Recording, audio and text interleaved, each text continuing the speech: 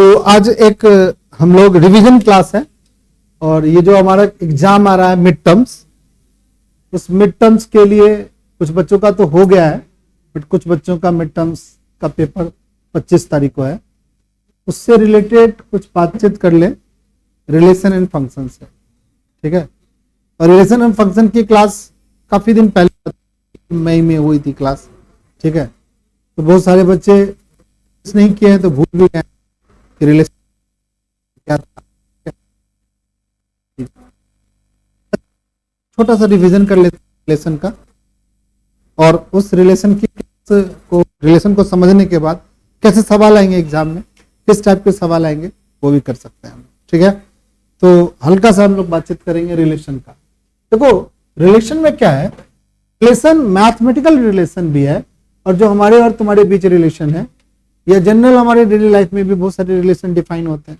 जैसे हमारा ब्रदर का रिलेशन है, सिस्टर का रिलेशन है, ठीक है, वाइफ का रिलेशन है, हस्बैंड का रिलेशन है, एक प्लेस पर काम करने वाला आदमियों का रिलेशन है, बहुत कुछ हो सकता है, ठीक है।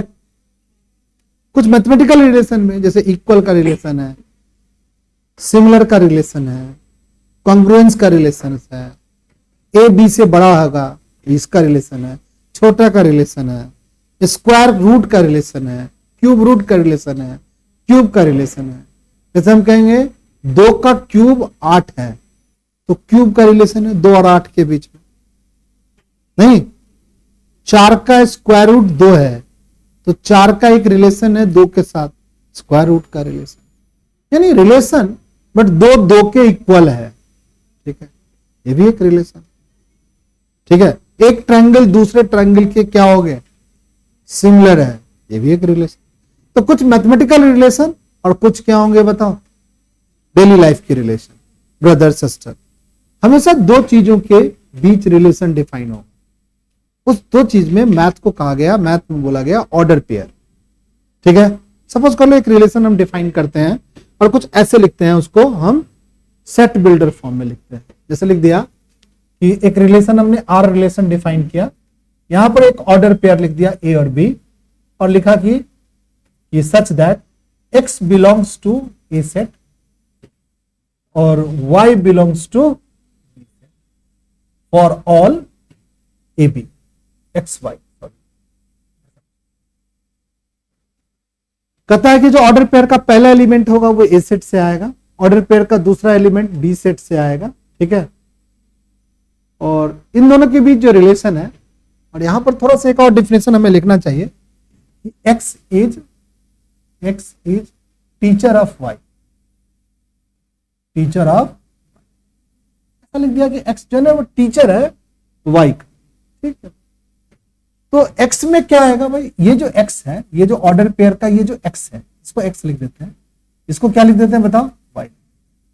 तो क्या लिख देते हैं एक्स, और इसको क्या लिख देते हैं वाई। ए और बी लिखेंगे तो यहां भी ए बी लिखना चाहिए। हमने यहाँ पे एक्स वाई लिखा है तो हमें क्या लिखना चाहिए, यहाँ पे एक्स लिखना चाहिए, और ये क्या लिखना है, एक्स क्या है, टीचर है, और वाई क्या है, स्टूडेंट है। तो एक्स टीचर में नाम आएगा, एक्स सेट जो होगा ए सेट से आएगा, एक्स क्या होगा, ए सेट से आएगा। एक एन नाम का टीचर है और एक के नाम का टीचर है, ये टीचर आ गया, ठीक है। और मान लो कि स्टूडेंट बी सेट में हमारे पास स्टूडेंट जेड नाम का है, डब्ल्यू नाम का है, पी नाम का है, क्यू नाम का है, और तुम लिखते हो कि एक टीचर है जेड का, ए टीचर है किसका, डब्ल्यू का, ठीक है। ये रिलेशन हो गया, नहीं समझा कि नहीं समझा, हो सकता भाई ए नामक आदमी है, जेड का टीचर है, बी ए नामक आदमी है, डब्ल्यू का टीचर, ठीक। तो इस तरीके से ऑर्डर पेयर को रिलेशन वाला हम ऑर्डर पेयर कह सकते हैं। सपोज करो इस रिलेशन को एक और भी तरीके से मान लो कि एक और रिलेशन लिखते हैं, और हम लिखते हैं x Y such that x belongs to set a, y also belongs to set a, यानी ये जो रिलेशन है ए सेट पर ही डिफाइन है, एक ही सेट पर डिफाइन, ध्यान से सुनो, एक सेट पर डिफाइन है फॉर ऑल एक्स वाई, सारे एक्स वाई, और ए सेट में, और रिलेशन क्या दिया हुआ ये लिख देते हैं कि x is equal to y, equal to y. और हमने ए सेट में मान दिया, रख दिया 1 2, तो बताओ रिलेशन क्या होगा, कोई बच्चा बता दो। 1 1 हो जाएगा, ठीक है। इस तरीके से रिलेशन डिफाइन हो सकता है। ध्यान से सुनते जाओ, लिखने की जरूरत नहीं है। अभी सुनो, फिर एक रिलेशन हमने डिफाइन किया, रिलेशन R1 डिफाइन किया फिर से, और हमने x बिलोंग्स बी नहीं ए, और x is greater than x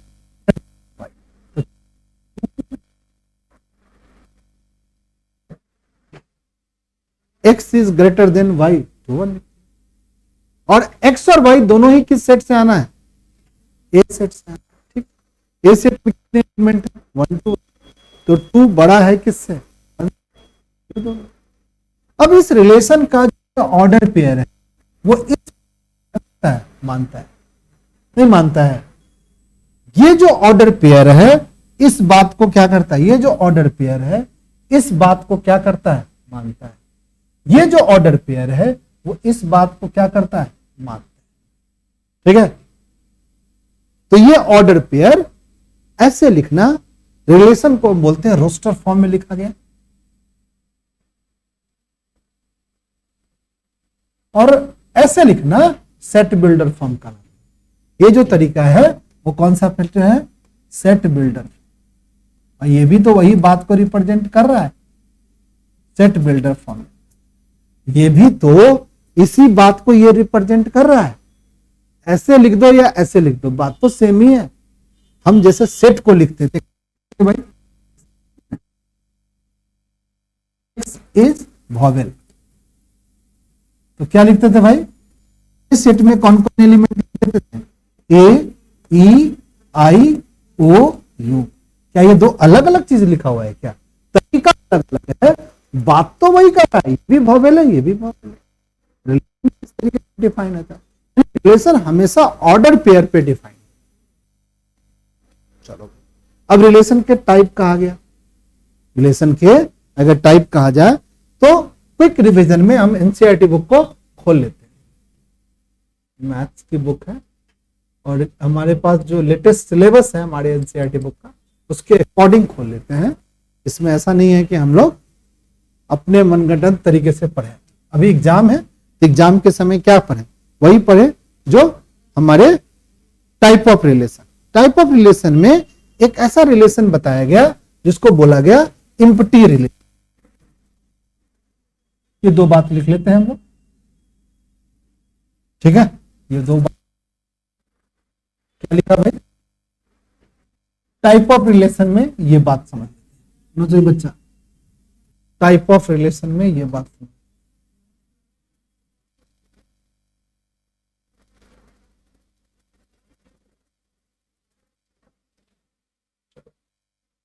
type of relation NCERT book के अकॉर्डिंग, क्योंकि तुम ध्यान से देखोगे ये एनसीईआरटी बुक का क्या है, रेशनलाइज्ड बुक है 23-24 का, तो यही सिलेबस हमें पढ़ना भी है। तो पहले रिलेशन का जो पहला टाइप पढ़ाया है वो पढ़ाया है क्या, कि एम्प्टी रिलेशन। एक ऐसा रिलेशन जिसमें एक भी ऑर्डर पेयर ना बने। मान लो एक रिलेशन लिखते हैं ऐसे, चलो भाई एक रिलेशन आर और लिखते हैं x Y such that X और Y both belongs to natural number, ठीक है। X and Y both belongs to natural number, X और Y both are odd, both are odd. और यहां पर लिख देते हैं but their difference is also odd. Odd difference भी होना चाहिए, यानी ऑर्डर पेयर लिखो, different order pair, different number लिखना है, एक्स वाई ऑड नंबर लिखना है, पर डिफरेंस भी क्या होना चाहिए, ऑड होना चाहिए। लिखने की कोशिश करें, एक लिख लें और 3 लिख लें। डिफरेंस कितना है भाई? 2। ये तो ऑड आ ही नहीं रहा। चलो दूसरा लिख के देखते हैं। 5 और 7 डिफरेंस क्या हो गया भाई? 2। थोड़ा बड़ा करके देख लें। 17 12 12 ऑड लिखना है दोनों ना। 13 डिफरेंस कितना आ गया भाई? यानी ये रिलेशन वाली तो बात ही नहीं आ रही है। तो कैसा है? कोई ऑर्डर पेयर बन रहा है क्या इसमें? कोई भी ऑर्डर पेयर नहीं बन रहा। इस रिलेशन को क्या, सब क्या है? फॉल्स है कि ट्रू है? यानी कोई ऑर्डर है, यानी ये क्या है? Empty relation. ठीक है, एक ऐसा ऑर्डर पेयर जिसमें एक ऐसा रिलेशन जिसमें कोई भी ऑर्डर पेयर नहीं आ रहा, बात ही सही नहीं बोल रहा है। कोई भी 2 नंबर के बीच ऐसा रिलेशन ही नहीं। ऐसे रिलेशन को क्या बोलेंगे? Empty relation. एक होता है जिसको हम बोलते हैं यूनिवर्सल रिलेशन। अब इसी रिलेशन को हम बदल दें और लिख दें कि x एंड y, x और y belongs to natural number, x y both are odd but their difference is even. तो क्या होगा? जितने ऑर्डर पेयर बनेंगे, सारे के सारे ऑर्डर पेयर जो होंगे, वो सबका डिफरेंस क्या आ रहा है भाई? इवन आ रहा है। तो ऐसे रिलेशन को हम क्या बोलेंगे? Universal relation. ठीक है, जैसे एक एग्जांपल के थ्रू आप लोग समझ सकते हैं। जैसे यहां पे 2 एग्जांपल डेफिनेशन दिया है। Both empty relation and universal relation sometime is called क्या? Trivial relation. कभी कभी हमारे एनसीईआरटी बुक में वर्ड लिखी हुई है, उससे भी आपका क्वेश्चन क्या हो सकता है? आ सकता है एग्जाम में। 1 मार्क्स में तो कुछ भी कर सकता है भाई। 1 मार्क्स के हमारे पास कितने क्वेश्चन है बताओ? 20 क्वेश्चन है। 20 क्वेश्चन तो हमारे कुछ भी पूछ सकते हैं। बोल सकता है कि इम्प्टी और रिलेशन दोनों को मिला के कभी कभी हम क्या बोलते हैं? उसको ट्राइवल रिलेशन भी बोलते हैं। 1 मार्क्स में पूछ लेगा। ठीक है, चलो तो इस बात को समझ गए। अब यहां पर एक सवाल ले लेते। ठीक है, इस बात को सवाल बाद में लेंगे। बताओ, चाहे एक सवाल पढ़ लेते हैं। A set of all student in boys school, boys school के सारे स्टूडेंट ए सेट में है। So the relation A given by relation in A, यानी रिलेशन जो आर है वो ए सेट पे डिफाइन है। कैसे आर डिफाइन है? A is a sister of B. A set में सारे के सारे ब्रदर हैं, तो ए बी का सिस्टर होगा। ये रिलेशन क्या उस स्कूल पे डिफाइन होगा? हम सभी स्टूडेंट बॉयज स्टूडेंट हैं, हम कहते हैं ये इसकी बहन है, ये इसका बहन है। ये बात तो गलत हो रहा है भाई। इस रिलेशन में कोई भी ऑर्डर पेयर उस बात को डिफाइन नहीं करेगा। तो ये कैसा सेट है? कैसा रिलेशन है? इम्प्टी रिलेशन है। समझ गया सब बच्चा? जैसे हम कहेंगे, यहां पे एक लिखा हुआ है, एक और लिखा है कि since the student is a boys school, no student of the school can be sister of any other student of the school. Here are is क्या? 5। 5 को करली ब्रैकेट में नहीं घेरते हैं। Showing are is A empty relation, it is also obvious that the difference between the height of any two student whose school has less than 3 metre. अरे 3 metre समझ रहे हो ना भाई? हाइट का डिफरेंस 3 मीटर होता है। बच्चों का हाइट के डिफरेंस 3 मीटर होंगे। अरे ऐसे नहीं हो सकते। 3 सेंटीमीटर का हाइट का डिफरेंस हो सकता है। 3 मीटर हाइट का डिफरेंस। 3 मीटर मतलब आधी, मतलब कि साड़ी वाला नहीं होता, साड़ी का लेंथ 5 मीटर होता है, वो आधी लेंथ का डिफरेंस। यार ऐसे थोड़ी होगा। ये भी इम्प्टी रिलेशन है। ठीक है, चलिए भाई। बट इस तरीके के रिलेशंस को हम लोग इम्प्टी आ गए। अब हम लोग एक और टाइप के रिलेशन की बात करेंगे कि जिसको हम बोलेंगे क्या? रिफ्लेक्सिव, सिमेट्रिक और ट्रांजिटिव। इस पर आपको 3 मार्क्स के या 4 मार्क्स के क्वेश्चन आएंगे। आप पढ़े भी हो, पिछले जब हमने पढ़ाया था तो आपने पढ़ा था। रिफ्लेक्सिव का डिफिनेशन सबको पता है। ये सेम टाइप का ऑर्डर पेयर पे होगा डिफाइन। ठीक है, जैसे ए के बराबर है, 2 के बराबर है, 3 यानी इक्वल का बराबर का रिलेशन क्या होता है? रिफ्लेक्सिव होता है। ठीक है, पर ग्रेटर देन का रिफ्लेक्सिव रिलेशन नहीं होता है। कोई भी चीज अपने आप से बड़ा नहीं होता। ठीक है, जैसे वाइफ का रिलेशन रिफ्लेक्सिव नहीं होता है, कोई आपका वाइफ नहीं होता है। ब्रदर रिफ्लेक्सिव, कोई भी आपका भाई नहीं होता है। ठीक है, चलो भाई। रिफ्लेक्सिव रिलेशन में इक्वल का हो सकता है, सिमिलर का होता है, कॉन्ग्रुएंस का हो सकता है। ये सब reflexive relation same order pair पर लगना चाहिए। एवरी और रिलेशन किस पे डिफाइन है? इस सेट पे। सिमेट्रिक में समझ रहे हो? A1 A2 के साथ सिमेट्रिक होगा तो B1 A2 A1 के साथ भी होना चाहिए। ए और बी बोथ ए सेट में। ट्रांजिटिव में सब बच्चों को पता ही है। बताया कि नहीं बताया कि नहीं पता कितने बच्चों को? देखो जैसे मान लो ब्रदर का रिलेशन ले लेते हैं,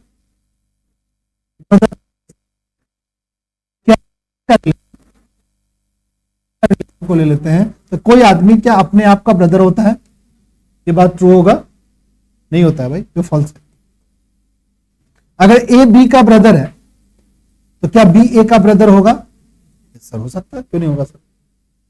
राम श्याम का ब्रदर तो श्याम राम का भी ब्रदर है। ए ब्रदर है, बी सी का ब्रदर है, ए सी का भी ब्रदर होगा। यानी ये रिलेशन ट्रांजिटिव सिमेट्रिक है, ट्रांजिटिव है, रिफ्लेक्सिव नहीं। लिख देना।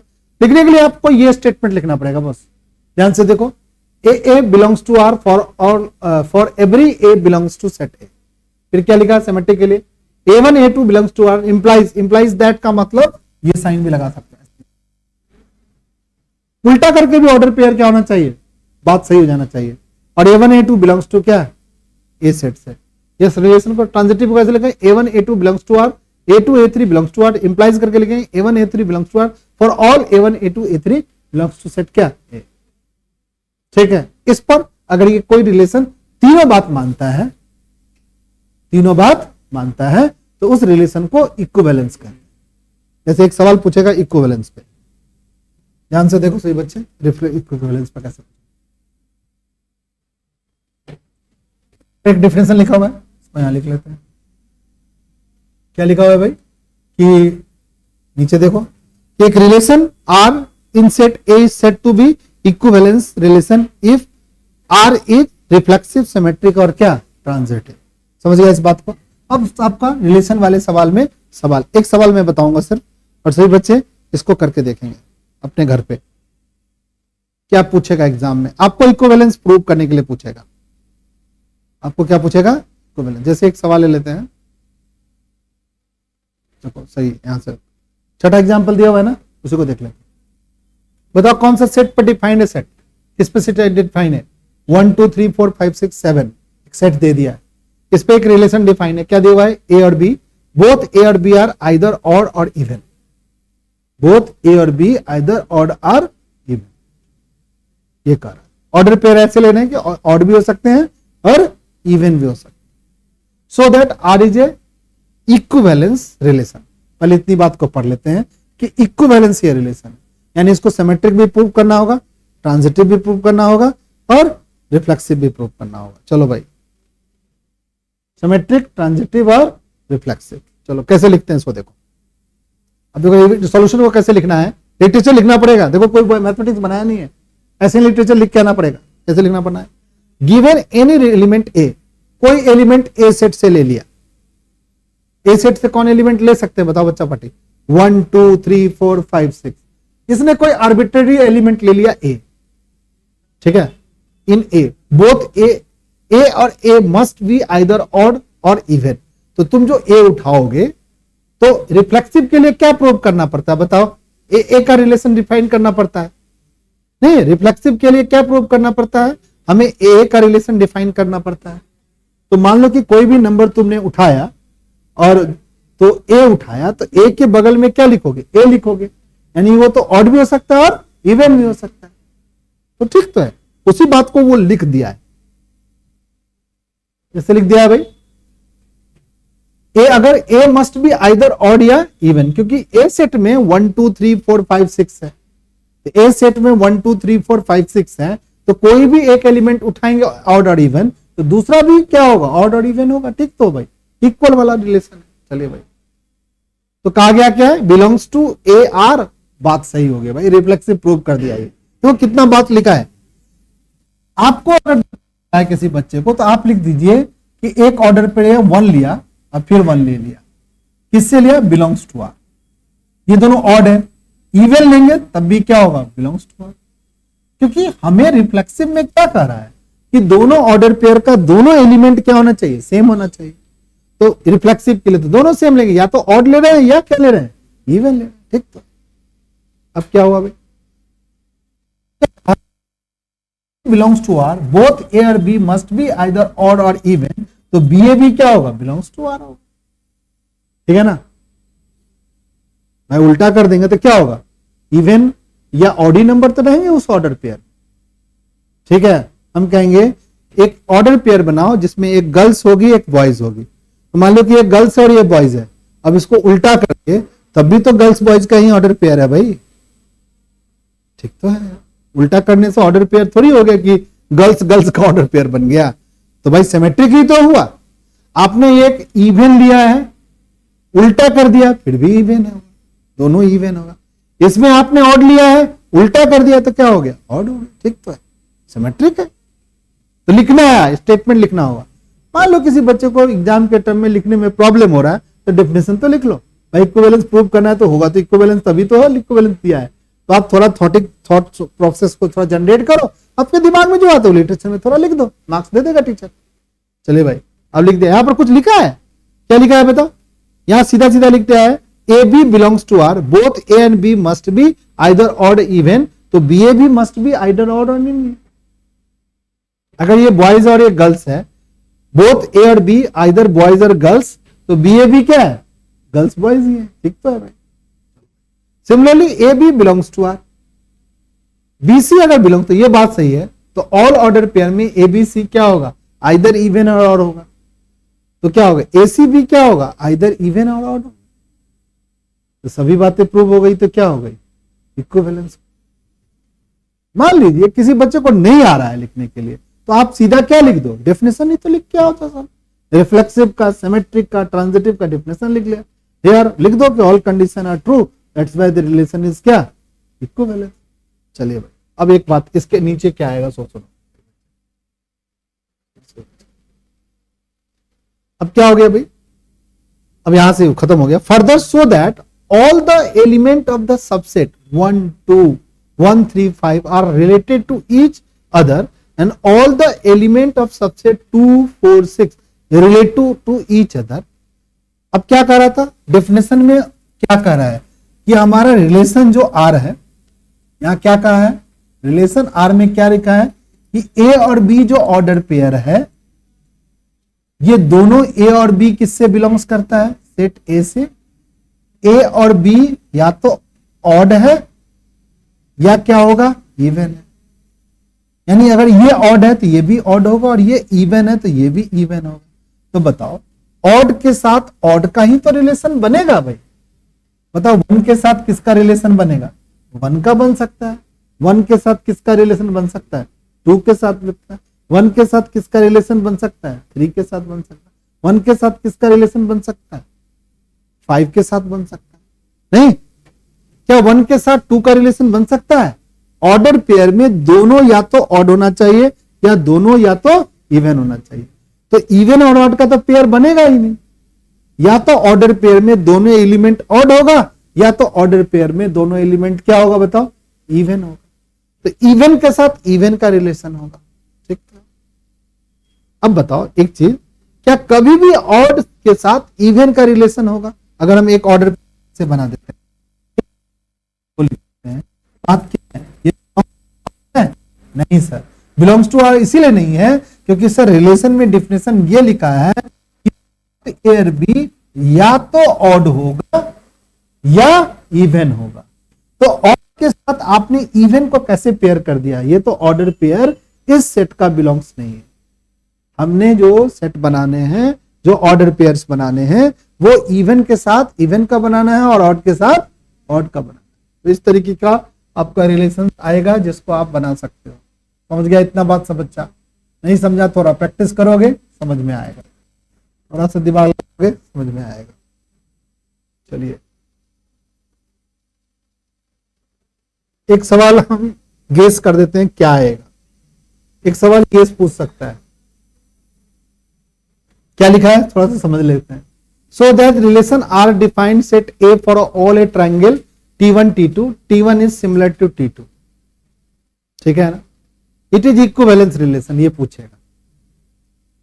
तो क्या रिफ्लेक्सिव में क्या लिखेंगे, T1 T1 belongs to R।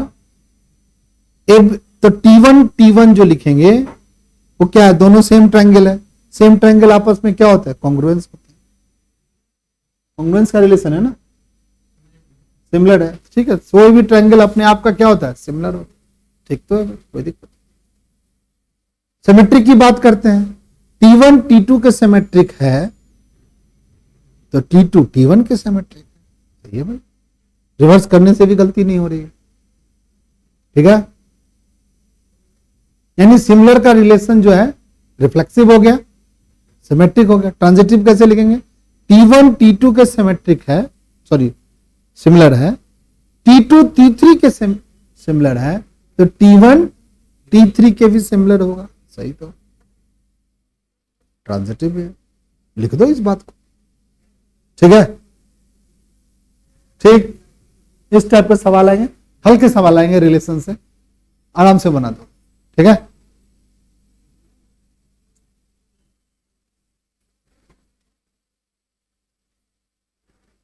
जैसे पैरेलल का बात, ये कभी कर रहा है कि इक्विवेलेंस, कोई भी लाइन अपने लाभ के क्या होता है? पैरेलल।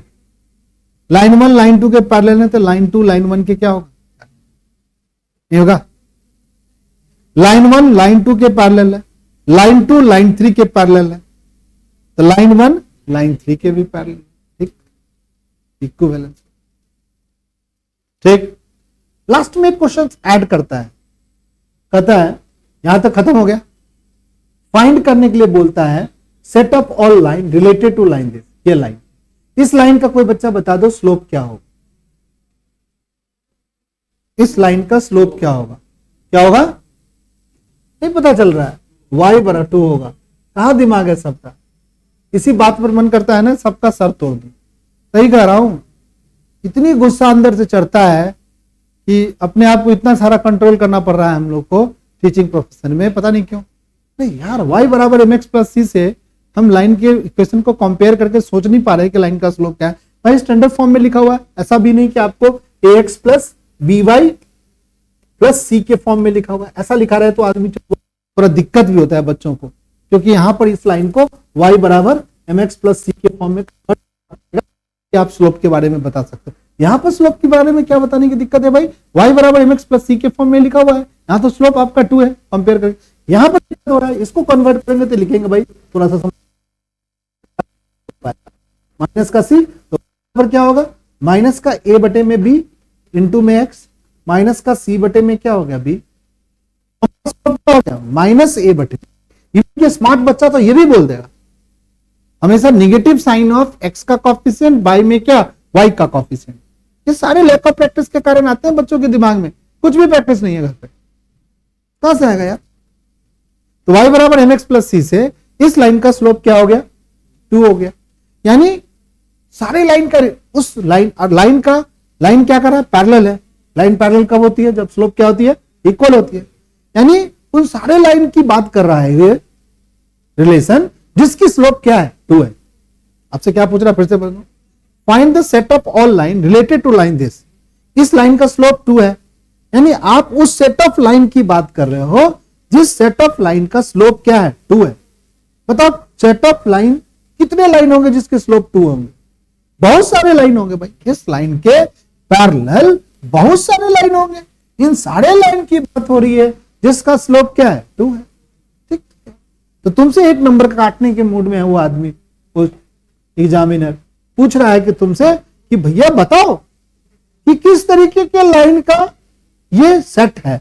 तो उस तरीके का लाइन का सेट है जो इस लाइन, जो गिवन लाइन है y बराबर 2x प्लस 4 के पैरेलल लाइन के सेट का रिलेशन डिफाइन हुआ।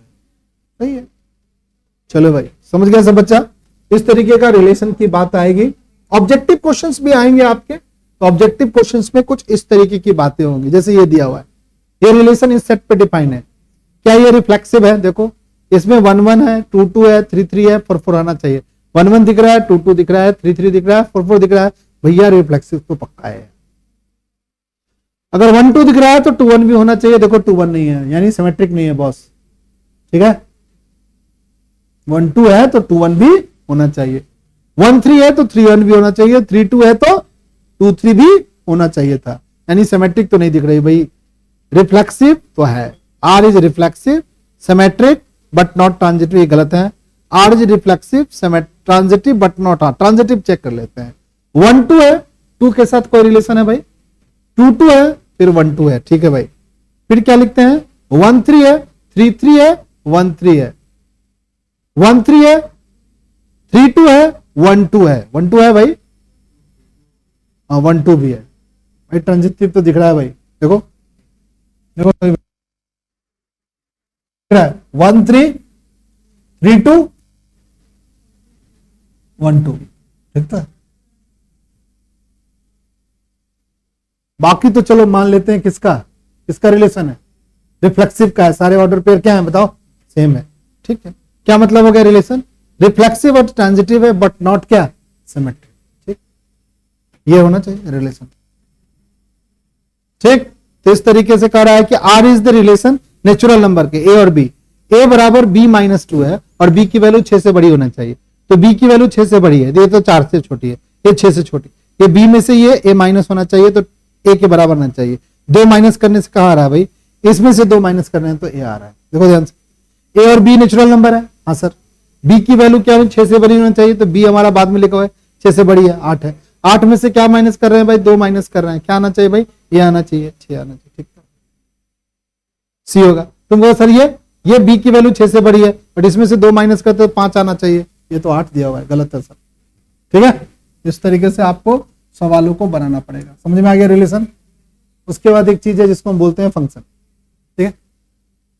बाकी चीजें depends on your practice, nothing depends on teacher, 10% depends on teacher only. तुम जाके इसको बनाओगे, घर पर पढ़ने की कोशिश करोगे, तभी जाके first to do NCERT book, then go to previous year question paper, previous year, then exemplar, then something else, first finish this 2 things also. सबसे पहले इसको बना जाओ, एक बेसिक टाइप के क्वेश्चन से आप क्या हो गए, यूज टू हो गए। एनसीईआरटी पहले, अब धीरे धीरे एनसीईआरटी बुक का भी टाइम खत्म हो रहा है, अगर आप 1 महीना 2 महीना और नहीं मेहनत किए तो आपका एनसीईआरटी बनाने का भी टाइम खत्म हो, टाइम भी तो चाहिए भाई, 14 चैप्टर बनाने के लिए तो 14 वीक कम से कम चाहिए, 14 वीक बचेगा तब ना एनसीईआरटी बुक पड़ेगा। आराम से रिलैक्स कर रहे हो तो रिलैक्स कर रहे हो, तो टाइम निकल जाने के बाद रिलैक्स ही करोगे, कुछ भी नहीं होगा। अब बात तो मानोगे नहीं गुरु का, क्योंकि अपने काबिल हो तुम लोग। चलिए टाइप ऑफ फंक्शन, अब टाइप ऑफ फंक्शन में क्या होगा भाई, टाइप ऑफ फंक्शन में क्या होगा भाई, तो हमारे पास एक फंक्शन है जिसको हम लोग 1 1 फंक्शन बोलेंगे ना, सही बच्चे।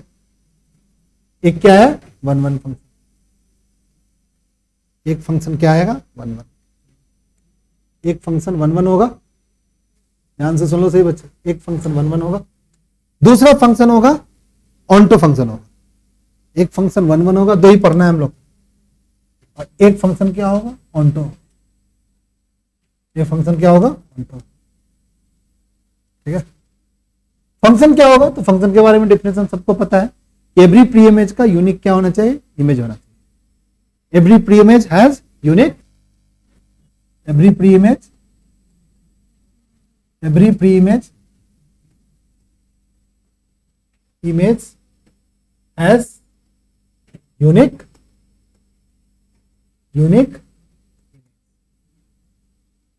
इसके लिए हमने एक वर्ड यूज किया था, हर एक इनपुट का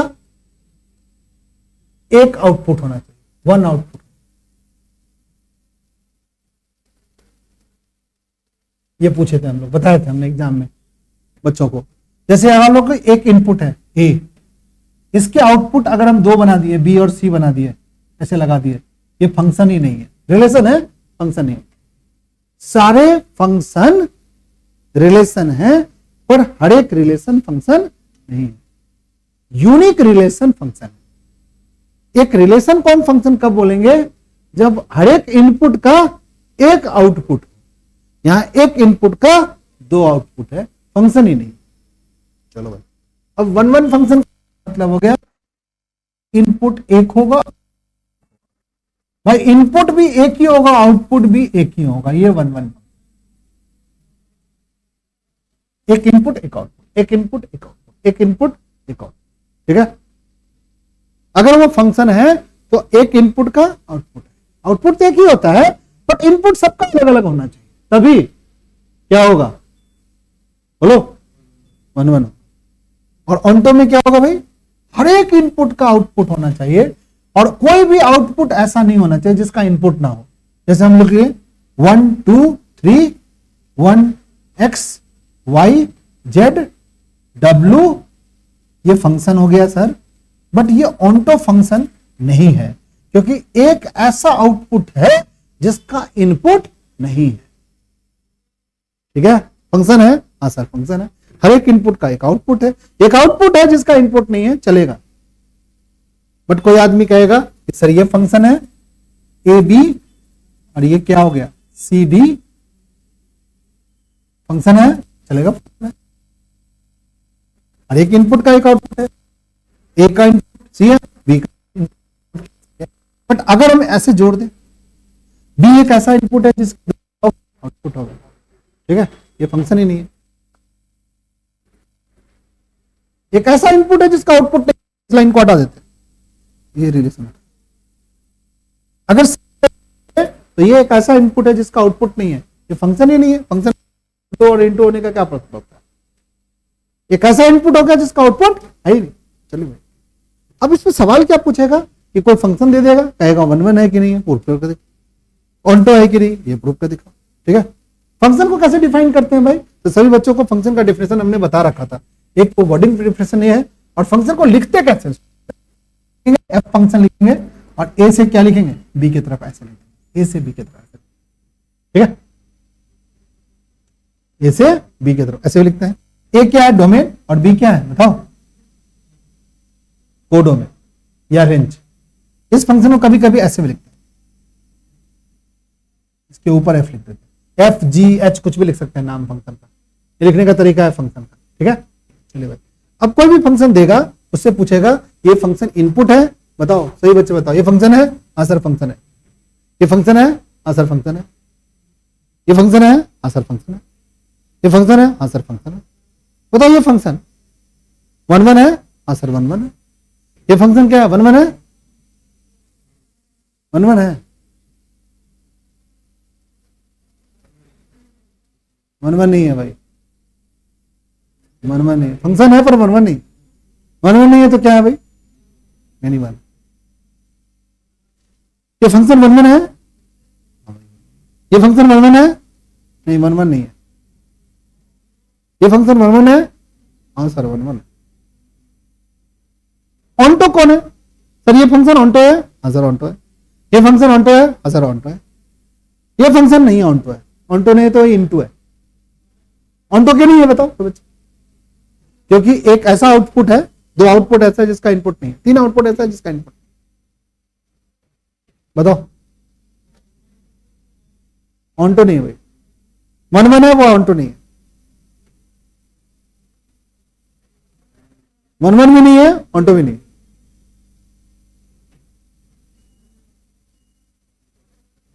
1 1 नहीं है, ऑन्टो है,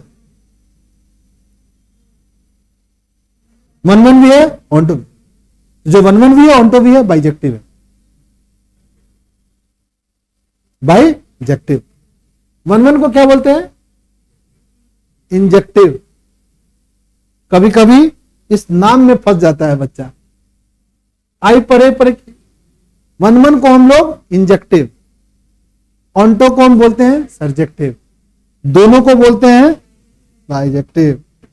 याद है वो दिन मैं पढ़ाया था शायद, चलिए, तो क्या इसको बाइजेक्टिव बोल सकते हो? नहीं बोल सकते बॉस, ये 1 1 है ही नहीं, बाइजेक्टिव कैसे? ये मेनी वन है, ऑन्टो है, ये मेनी वन के साथ ऑन्टो जोड़ सकते हो, ये 1 1 भी है और ऑन्टो भी है, बाइजेक्टिव है। ये मेनी वन इनटू है, ऑन्टो तो है नहीं, मेनी वन 1 1 भी नहीं है, तो मेनी वन इनटू है। ये मेनी वन, ये भी इनटू है, मेनी वन है क्या? नहीं भाई, ये 1 1 इनटू है, क्योंकि ये ऑन्टो नहीं है।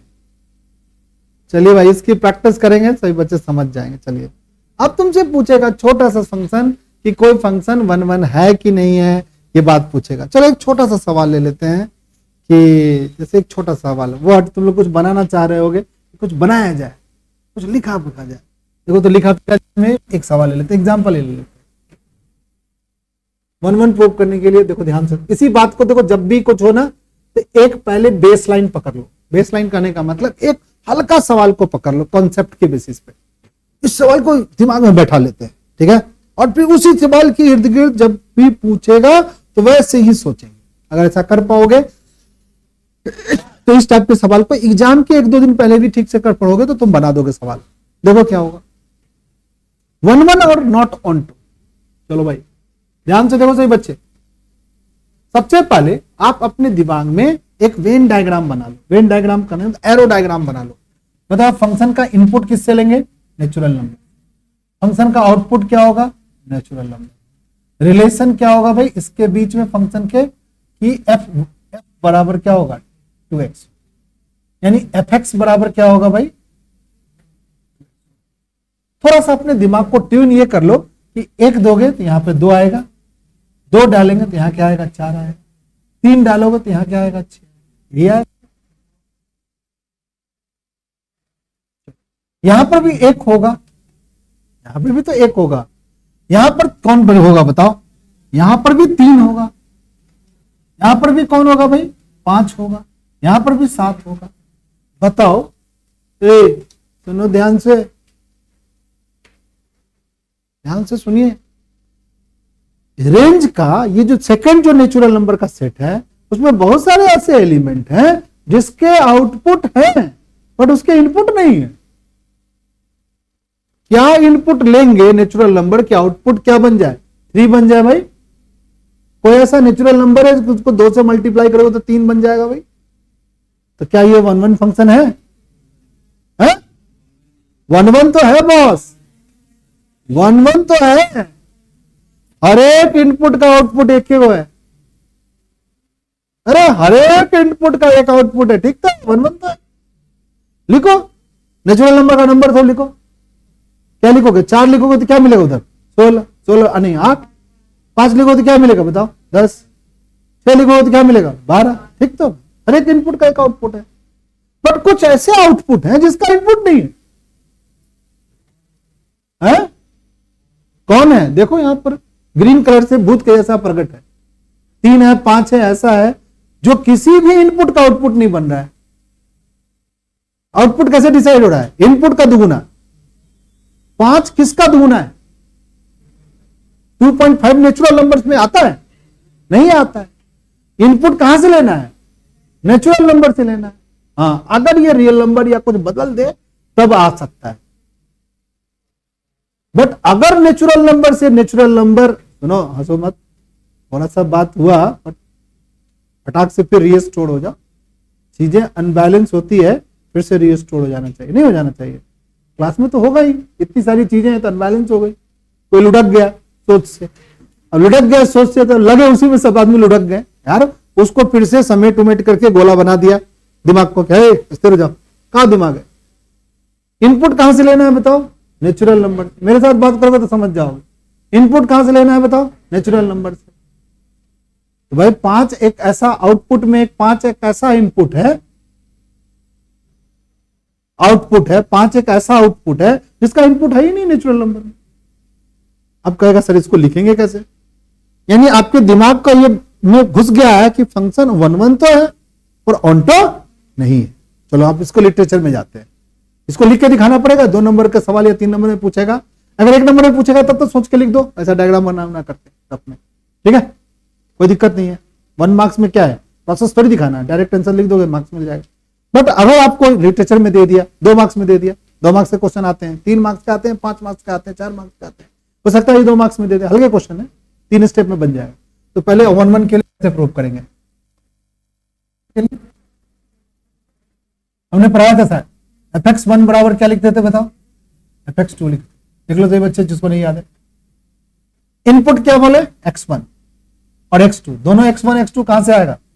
नेचुरल नंबर से बिलोंग्स करें। इनपुट डाले है ना, तो क्या लिखेंगे? इसका आउटपुट लिखेंगे 2x1 बराबर क्या लिखेंगे? 2x2। इससे ये कट गया, x1 किसके बराबर हो गया? ये 1-1 हो। जैसे ही x1 x2 के बराबर होगा तो ये 1-1 फंक्शन है, कोई दिक्कत नहीं। इतना तो कर ही सकते हैं हम लोग, इतना लिख दें तो 1 नंबर आ जाएगा। ऑन टू के लिए कैसे प्रूव करोगे? 1-1 के लिए रूल, ये बात 1-1 के रूल बना लो सही बच्चे, कि अगर फंक्शन में आप fx1 लिखते हो बराबर लिखते हो fx2 और इस फंक्शन के इनपुट में डालने के बाद सॉल्व करते हो। सॉल्व करने के बाद आप ये x1 बराबर लिख देते हो x2 के, पोजीशन पे पहुंच जाते हो, तो हम फंक्शन क्या बोलेंगे, फंक्शन क्या है 1 1। ये फंक्शन क्या है, ये फंक्शन क्या है, समझ गया सब बच्चा, ठीक है।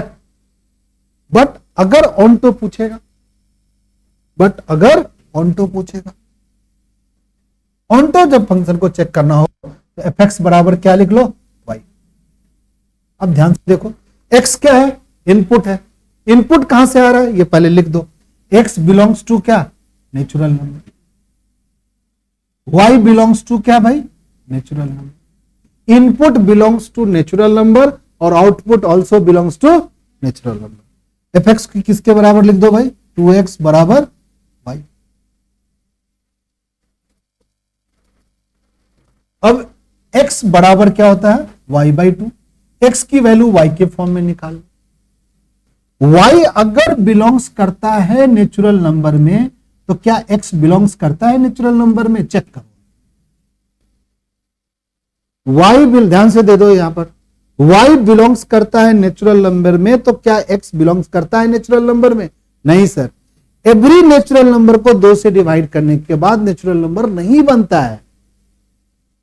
इवन नेचुरल नंबर को डिवाइड करने से 2 से नेचुरल नंबर बनता है। कुछ ऑड नंबर भी होते हैं नेचुरल नंबर में। फॉर एग्जांपल, अगर y की वैल्यू अगर हम 5 लेते हैं तो x की वैल्यू कितनी होगी, 5/2, और ये x does not belongs to natural number. यानी ये वाली बात, ये जो हमारी कंडीशन है ऑटो प्रूव करने वाली कंडीशन, ये बात क्या हो गई बताओ, बोलो बच्चा पार्टी, फॉल्स हो गया भाई, नहीं फॉल्स हो गया। हमारी y बिलोंग्स कर रहा है नेचुरल नंबर से, y 5 है, ये बात तो सही है, पर x को भी तो बिलोंग्स करना चाहिए। x की वैल्यू क्या बन रही है, 5/2, not belongs to natural number, यानी ये फंक्शन 1 1 तो है, 1 तो नहीं है। बस इस फॉर्मूला को अपने माइंड फ्रेम में रख लो, इस सवाल को माइंड फ्रेम में रख लो, इस फॉर्मूले को माइंड फ्रेम में रख लो, इस बात को माइंड फ्रेम में रख लो। जो बता इस माइंड फ्रेम में रख लेगा और उसके जैसा सोचेगा, क्या हो गया रे, तो आप क्या कर जाएंगे, अच्छा कर जाएंगे। और नहीं सोचोगे तो गलत करोगे, दिक्कत होगा आपको, प्रॉब्लम में रहोगे। इस सवाल को दिमाग में रख लो सही बच्चे। क्लास प्लीज, एग्जाम आ गया है, कर लो, ठीक है, समझ गया। हमारे समझ से तो जितनी कोर बातें थी वो हमने बता दी। अब इस सभी बातों के ऊपर जिन बच्चों को प्रैक्टिस करेंगे उन बच्चों को आएगा डाउट, उन बच्चों को दिक्कत बढ़ेगी। जो बच्चे प्रैक्टिस नहीं करेंगे उनको कोई दिक्कत नहीं है, पहले भी नहीं था, अभी भी दिक्कत नहीं, ठीक है। तो डिपेंड करता है आपके ऊपर 100% कि आप क्या करना चाहते हो लाइफ में। करना चाहोगे तो यहां बनाओगे, बनाओगे तो दिक्कत आएगी, दिक्कत आएगी तो हम तो है ही, ठीक है। तो हम समझ रहे हैं कि सभी बच्चे मेहनत करेंगे, ठीक है, पढ़े सही बच्चे।